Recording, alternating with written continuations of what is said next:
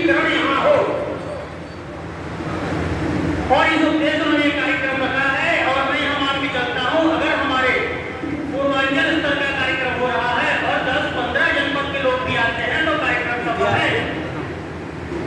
एक जनपद से एक व्यक्ति का भी हम सहभागिता मान लेते हैं तो भी मैं इस बात बताता हूँ कि कार्यक्रम सफल होगा, क्योंकि उस व्यक्ति ने यह सोचा कि मुझे इस कार्यक्रम में जाना है।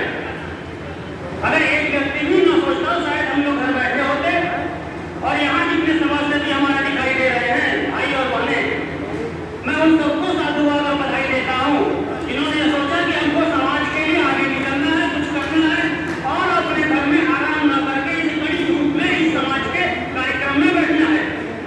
और उनको विशेष आभार धन्यवाद देता हूँ जो अपने घर के एसी में बैठे हुए और टीवी देख रहे हैं।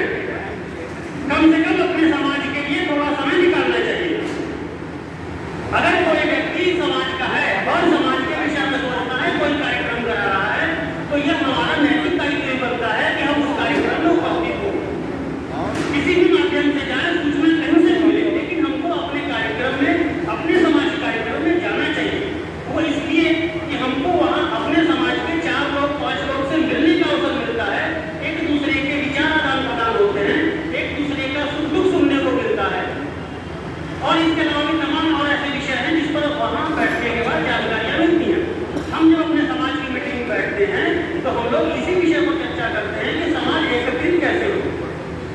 राजकुमार भाई ने हमारे समाज को एकत्रित करने का काम किया और नतीजा आप लोग देख रहे हैं। जो लोग जागरूक थे, समाज के प्रति जागरूक हैं, वो लोग यहाँ आपको दिखाई दे रहे हैं। मैं ऐसा नहीं करता कुछ ऐसे जो यहाँ नहीं है और जागरूक नहीं है। आज कार्यक्रम पूरे प्रदेश में कहीं न कहीं लगा हुआ है, लेकिन बहुत से समाज के ऐसे व्यक्ति हैं जो घरों में बैठे हैं। तब उनसे विशेष निवेदन करूंगा कि वह भी समाज के कार्यक्रम में आया है। आज शाम को भी होली मिलन कार्यक्रम पटाखे भवन में हो रहा है। मैं आप सबसे निवेदन करूंगा आप लोग वहाँ भी उपस्थित हो और वहाँ भी समाज का एक जो कार्यक्रम है उसका आनंद लें। वहाँ अपने समाज के छोटे बच्चे भी अपना प्रोग्राम देंगे। आज चूंकि होली मिलन कार्यक्रम में ये समाज के शिकायत कार्यक्रम नहीं है, फिर भी एक अंदर से जो पीड़ा होती है कि हम समाज के लिए लड़ते हैं, समाज के लिए करते हैं और अपने समाज को अग्रणी रखना चाहते हैं, उसमें हमारी भूमिका क्या है और समाज में जो अग्रिम पंक्ति में बैठे व्यक्ति हैं उनकी भूमिका क्या है। तो हम यह पाते हैं कि जो समाज में आगे बढ़कर काम कर रहा है उसको लोग जान रहे हैं, देख रहे हैं, लेकिन जो लोग घर से नहीं निकल पाते हैं उन तक हम पहुँचने में नाकाम हो रहे हैं। तो सबसे जरूरी यह है कि हम उन तक भी पहुँचे।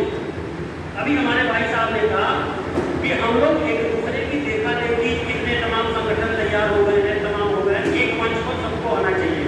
कहीं मेरा इस विषय से कहीं कोई बुराई नहीं है कि हमको एक मंच पर आना चाहिए। मंच पर आने की शर्तें बहुत सी हो सकती हैं। जब आप बैठेंगे तो शर्तों का निदान भी मिलेगा।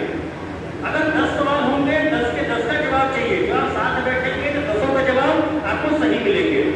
और एक व्यक्ति बैठकर सोचे कि 10 का जवाब ले ले तो 10 के लिए वो सही नहीं होगा। तो समाज के जो वरिष्ठ हैं, अग्रज हैं, मैं निवेदन करूंगा कि आप सब लोग साथ आइए, एक मंच पर आइए, ताकि समाज अपने लिए दिखा सके कि हम इस प्रदेश में अपना एक स्थान रखते हैं। आज वाराणसी शहर को अगर केवल मिला दिया जाए तो आप यह मान के चलिए कि हम लोग एक क्षेत्र अपना विधायक लेने को एकदम तैयार बैठे हैं। हम लोग अपना एक विधायक लेने को तैयार बैठे हैं। यदि कोई गवर्नमेंट बने, कोई पार्टी हो, यदि हमको वह विधायक किसी नहीं भी देती है, हम तब भी छीनने का दम रखते हैं। लेकिन अंतर वही आता है कि हमारे समाज के लोग बटे हुए हैं। और एक सीट की बात कर रहा हूं, आप सबको पता है वो सीट कौन सी है, क्योंकि वहां पे हमारा बाहुल्य क्षेत्र है। मैं यह नहीं कहता सब जगह हम लोग हैं, लेकिन ठीक है, एक ही लेके आए। जब आपके जेब में 1 रुपया होगा उसको 2 करने में देर नहीं लगेगी, क्योंकि वह 1 रुपया खींचता है। पुरानी कहावत है, हमारे पूर्वज लोग कहते रहे हैं, रुपया को खींचता है, इसी तरह सीट को खींचती है। आप जानते हैं लीजिएगा।